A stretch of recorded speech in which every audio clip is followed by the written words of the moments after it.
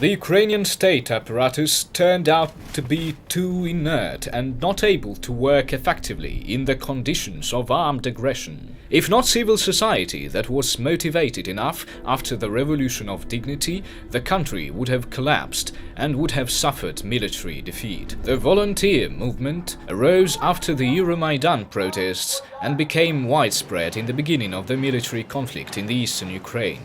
Thousands of large and quite small volunteer groups that deal with evacuation of people from the conflict zone, providing assistance to internally displaced persons, treatment and rehabilitation of wounded, release of prisoners, reburial of victims appeared across the country. Moreover, they help to provide the Ukrainian army with everything needed, from food to ammunition, tactical equipment and transport.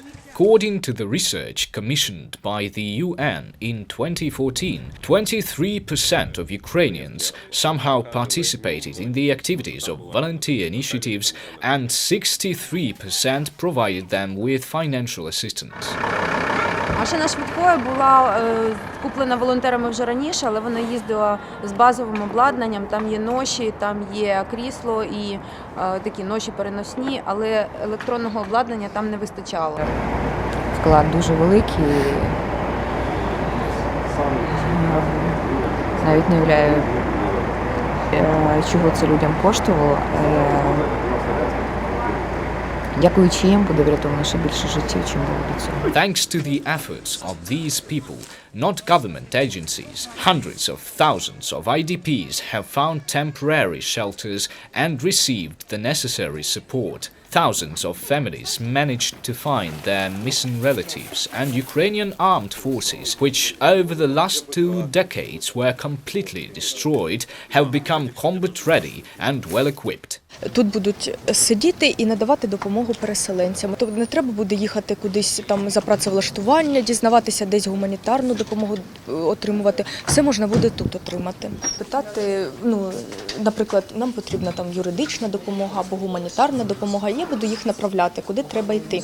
Тут будуть кімнатки, це ЗВЛ, Центр зайнятості вільних людей. Мы помогаем переселенцам и бойцам АТО в трудоустройстве. Обучаем, консультируем, помогаем писать резюме. Volunteer organizations have collected and distributed almost 9 billion hryvnias, which is comparable to the budgets of the whole ministries. Being more flexible and financially transparent than government agencies, civil society organizations have proved to be more efficient in providing international humanitarian assistance. Здесь у нас, вот в этом углу у нас запас зимней одежды, то есть уже перебрали. Здесь это тоже то, что уже вещи на отправку в другие города. Вот здесь тоже поделились люди крема.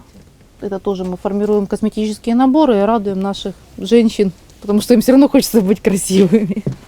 Даже в такой ситуации. The work of volunteers who help the Ukrainian army is rather risky. The volunteer convoys have been several times attacked by criminal groups. The police put stroke into the wheel, making it impossible to deliver goods. Dozens of attacks have been made on the offices of volunteer organizations. In 2014-2015, at least 10 volunteer centers were undermined. Civil society activists had hoped that their active participation would be necessary only in the first months of the conflict. Unfortunately, the state apparatus didn't manage to recover and to fulfill obligations to the Ukrainian citizens. The reforms haven't been implemented and the bureaucratic structures remain ineffective. Civil society is still playing a key role in providing assistance to the Ukrainian army and victims of the conflict in the east of Ukraine. All the resources of the civil society are still concentrated on stopping the military conflict in the east of the country and elimination of the consequences of armed aggression. It slows down the process of implementation of reforms. Activists simply do not have time and energy on it, and the government is not interested in changing the system.